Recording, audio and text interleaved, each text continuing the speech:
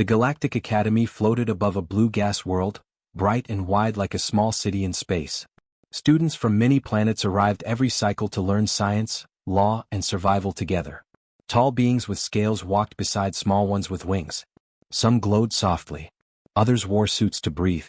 The halls were always full of noise, many languages mixing into a low hum. Among them were the humans. They were not the strongest species. They were not the largest. They did not have claws, venom, or natural armor. Still, most alien students avoided them.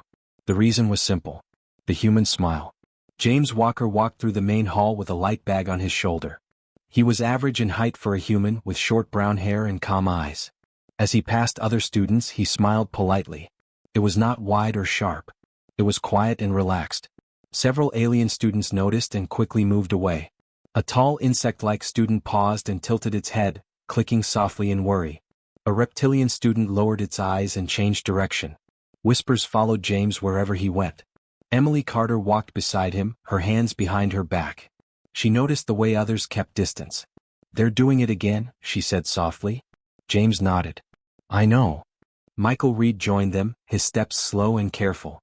"I heard 2 students changed classes just to avoid sitting near us." Emily sighed. All because of a smile. James did not stop smiling. The fear did not come from nowhere. The Academy kept records of all known species. Humans were marked as emotionally complex and unpredictable. Many reports mention one strange detail. When humans smiled during stress, danger often followed. Alien historians wrote about human soldiers smiling before impossible battles. Explorers smiling before entering dead zones. Doctors smiling before risky operations. To other species, showing teeth under pressure meant threat or madness. To humans, it meant something else. James entered the shared learning chamber. The room was wide, with curved seats rising upward. A soft light filled the space. Students took their places, careful to leave space between themselves and the humans. Emily sat first. Michael followed. James sat calmly between them. The seat beside James stayed empty. A small fur-covered student hesitated nearby, holding a data pad. It looked at James, then at the empty seat, then back at James's face. James smiled gently and moved his bag to give more space. The student froze. It made a nervous sound and hurried away. Michael leaned closer. "We're not helping our image." James lowered his voice. "We're not hurting it either." The lesson began. A large floating display showed symbols of teamwork and problem-solving. The instructor, a tall being with 4 arms and smooth gray skin, spoke in a clear tone. "Today you will be placed in mixed groups. Cooperation is required. Fear is not useful." Some students shifted uncomfortably. Names appeared on the display. James Walker, Emily Carter, Michael Reed, along with 3 alien students. A low murmur filled the room. One of the alien students, a blue-skinned being with wide eyes, stared at the screen in shock. Another clicked its mandibles in distress. The third went completely still. They slowly moved toward the human group. No one spoke at first. James smiled and stood. "Hello. I'm James." The blue-skinned student flinched. Emily stepped forward. "We're glad to work with you." Michael gave a small wave. "We don't bite." That did not seem to help. They sat around a circular table. A soft barrier formed around them, sealing the group space. The task appeared on the table's surface. It was a simple planning exercise, meant to test communication. The alien students avoided eye contact. James leaned back slightly, relaxed. "We can take turns reading the task." The smallest alien finally spoke, its voice shaking. "Why are you smiling?" James paused. His smile faded just a little, becoming softer. "I smile when I'm calm," he said. "And when I trust myself." The aliens exchanged looks. "That is strange," the blue-skinned one said. Emily nodded. "We understand. It looks strange to you," Michael added, "but it means we're ready to help." The task began. Time moved slowly. The aliens spoke carefully. The humans listened. James smiled again, small and steady, as he noted errors and suggested fixes. Each time he smiled, the alien students stiffened, expecting something sudden. Nothing happened. Minutes passed. The plan improved. The fear slowly weakened, replaced by confusion. James pointed at the display. "If we adjust this part, it works better." His smile never changed. One alien student whispered, "He is smiling again." Another replied, "But nothing bad is happening." When the task ended, the barrier lifted. The instructor's voice filled the room. Good progress, it said. Especially this group. Several alien students looked at James with new eyes. The rumor did not stop that day. It grew. Some said the humans smiled because they hid power. Others said it was a warning sign. Some said humans smiled when they decided to win. James walked through the halls later, still calm, still polite. Emily and Michael walked with him. They could feel eyes on them. Fear followed. But so did curiosity. And somewhere in the Academy's silent records, the note about the human smile grew longer. Because the aliens were right to fear it. They just did not yet understand why. The group challenge began without warning. A loud tone echoed through the learning chamber, sharp and sudden. The lights dimmed, then shifted to a deep yellow. The smooth walls changed, forming screens and control panels around each mixed group. A timer appeared in the air above them, already counting down. Many alien students froze. "This is a stress test," the instructor announced. "Your systems will fail. Your time is limited. Solve the problem or fail together." Almost at once, warning symbols flashed across the panels. Power lines blinked red. Data links dropped. A low alarm pulsed through the room like a slow heartbeat. The alien students reacted first. One shouted in panic, its voice high and broken. Another struck the panel too hard, causing more errors. A third backed away, eyes wide, breathing fast. "We are losing control," one cried.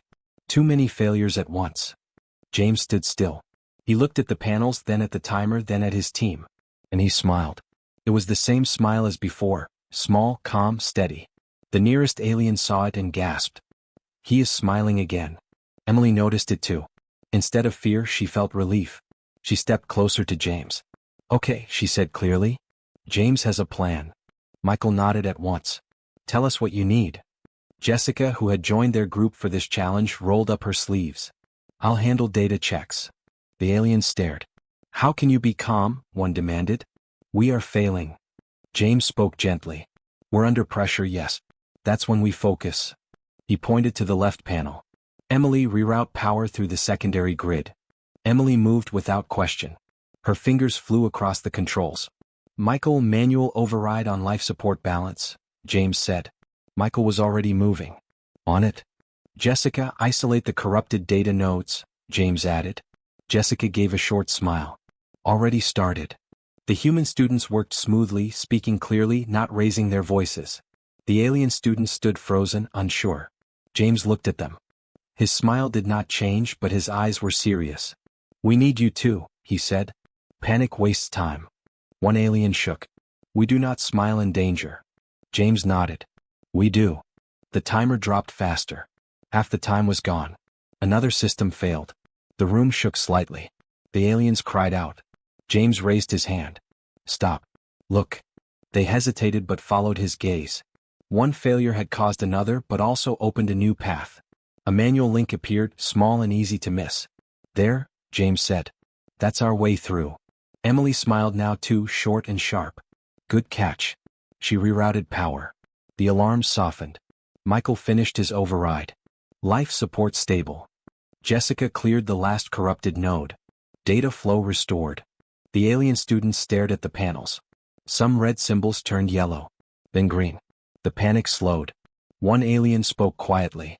The smile, it did not mean happiness. "No," Jessica said. "It means we're ready." Another failure struck, but smaller this time. James smiled again, just slightly wider. "We expected this," he said. "Keep going." Something changed then. The aliens began to move. One stepped forward and followed Emily's instructions. Another helped Michael steady a control beam. The smallest alien carefully adjusted a setting under Jessica's guidance. Their hands still shook, but they worked. The timer dropped to the final moments. 10 seconds. 9. 8. The last system locked into place. The alarms stopped. The lights returned to normal. The timer froze at 2 seconds. For a moment, no one spoke. Then the instructor's voice returned. "Challenge complete," it said. "Successful under extreme pressure." Around the room, some groups cheered. Others slumped in failure. James let his smile fade as he exhaled slowly. Emily laughed softly. "That was close." Michael stretched his arms. "Good work, everyone." Jessica looked at the alien students. "You did great." The aliens looked at James. "You smiled the most when the danger was highest," one said slowly. James nodded. "That's when the fear stops helping." Another alien lowered its head in thought. When you smiled, you took control. Yes, James said. Responsibility does that. As the group left the chamber, the alien students walked beside the humans instead of behind them. The whispers in the halls returned, but they were different now. The human smile was no longer just feared. It was understood. A little. The next challenge came sooner than expected. There was no warning tone this time. No instructor voice. The room simply changed. The walls shifted again, harder and sharper than before. The light turned cold white. New control panels appeared, older in design and slower to respond. The timer appeared above them, already running. This challenge was different. It was not fast panic. It was slow pressure. The systems did not fail all at once. They failed one by one quietly. Power faded in small sections. Data delayed. Support functions weakened without alarms. The alien students felt it first. This system is draining, one said, its voice tight. But there is no error signal. Another shook its head. I cannot trace the source. Fear spread slowly like cold through metal. James stood near the center, hands resting at his sides. He studied the panels, his face calm. And then the smile returned. Not wide. Not proud. Quiet. Focused. Certain. David stepped forward beside him. David was taller than James, broad-shouldered, with a serious face. He did not ask questions. He trusted the look on James's face. Where do you want me? David asked. James pointed. Check the lower grid. Look for pattern loss, not damage. David nodded and moved. Lauren joined them from the other side of the table. Her hair was tied back, her eyes sharp and alert. She watched the fading systems closely. This isn't random, she said. It's layered. James smiled a little more. Exactly. Emily and Michael were already working nearby. Jessica monitored the data flow. The alien students watched. You are not afraid, one said, confused. Lauren answered without looking up. We are. We just don't let it lead. Another system dimmed. A soft hum filled the room, low and unsettling. One alien stepped back. If this continues, the core will shut down. James nodded. Yes. In about 6 minutes. The aliens stared at him. You know the failure time? James tapped the panel. I've seen designs like this. Old logic. Slow traps. The timer ticked on. David called out, lower grid is unstable but intact. Power is being redirected away. Lauren responded, that means it's being pulled, not lost. Which means, James said calmly, something is feeding on balance. The alien students exchanged looks. You speak as if this is simple, one said. James smiled again. It's not simple. It's familiar. He leaned forward. Humans plan for long pressure, not sudden danger. This is the kind we know. The fear among the non-human students grew as the systems continued to weaken. They waited for alarms that did not come. They waited for collapse. Instead, the humans slowed everything down. Emily reduced output carefully. Michael rerouted support systems to prevent strain. Jessica marked false readings and removed them one by one. David stabilized the grid. Lauren rebuilt the logic chain step by step. James watched it all, guiding, adjusting, smiling. The aliens did not understand. Why do you not force it? One asked. Why not push power back? James shook his head. That would break it. He pointed to the display. Patience keeps systems alive. Another failure flickered, then stopped. A section returned to normal. Green replaced yellow. The aliens gasped. One whispered, it is repairing itself. Yes, Lauren said. Because we gave it time. The room grew quieter as the system stabilized slowly. Each repair took effort. Each choice mattered. No one rushed. No one shouted. James's smile never left. It was not joy. It was resolve. The alien students watched closely now, fear mixing with deep confusion. When we panic, one said softly, we lose control. James nodded. We learned that early. David glanced at the timer. 2 minutes left. Lauren finished the final link. Core balance restored. The hum faded. The lights softened. The timer stopped. Silence filled the room. The challenge ended without sound. The instructor's image appeared at last, its many eyes focused on the group. Unusual method, it said. Effective. The aliens looked at the humans as if seeing them for the first time. You smiled through all of it, one said to James. Even when failure was near. James finally let the smile fade. That's when it matters most, he replied. As they left the chamber, the alien students walked close, not away. They did not cheer. They did not speak much. They were still afraid. But now they were watching, learning, and wondering what else. Humans stayed calm through while smiling. The final signal sounded softly, not loud like the others. The walls of the chamber slowed and then became still. The cold white light faded into a warm glow. The control panels dimmed and sank back into the floor. The timer above them dissolved into nothing. It was over. For a moment no one moved. Then the weight of it all hit the room. Alien students slumped into seats or leaned against the walls. Some closed their eyes. Others stared at their hands, still shaking. The pressure that had been holding them tight finally released. The humans stayed standing. James rested his hands on the table, breathing slow and steady. His smile was gone now, replaced by quiet calm. Emily stretched her shoulders. Michael let out a low breath. Jessica nodded to herself, checking the last readings out of habit. David clapped his hands once, softly. We made it. Lauren allowed herself a small smile. Barely. Across the chamber, other groups were not as lucky. Some panels stayed dark. Some teams argued in low voices. A few alien students looked close to tears. A tall figure moved forward. The instructor stepped into the center of the room, its long limbs smooth and still. Its many eyes passed over each group, then settled on James and his team. This test was designed for failure, the instructor said. Most groups did not adapt. The alien students in James's group lowered their heads. You succeeded, the instructor continued. Not through force. Not through speed. Its gaze fixed on the humans. But through control. A soft murmur spread through the chamber. The human students showed patience, planning, and refusal to surrender, the instructor said. These traits are rare under pressure. The alien students slowly looked up. James felt their eyes on him. You smiled during the worst moments, one alien said quietly. We thought you did not care. James shook his head. We cared a lot. Emily added, that's why we stayed calm. The instructor nodded. The human smile was misread. It is not mockery. It is commitment. The words settled heavily. Some alien students felt embarrassment. Others felt shame. Many felt understanding come too late. John and Ashley entered the chamber after the test, joining the humans. They had finished their own challenge nearby. John noticed the shaken alien students at once. He walked over slowly and knelt to be at eye level with one of them. You did well, he said gently. This test was cruel. Ashley stood beside him, offering a small drink pack. Here. You should hydrate. The alien hesitated, then accepted. You are not angry? It asked. John smiled softly. Why would we be? We feared you, another alien said. We avoided you. Ashley nodded. We noticed. There was no anger in her voice.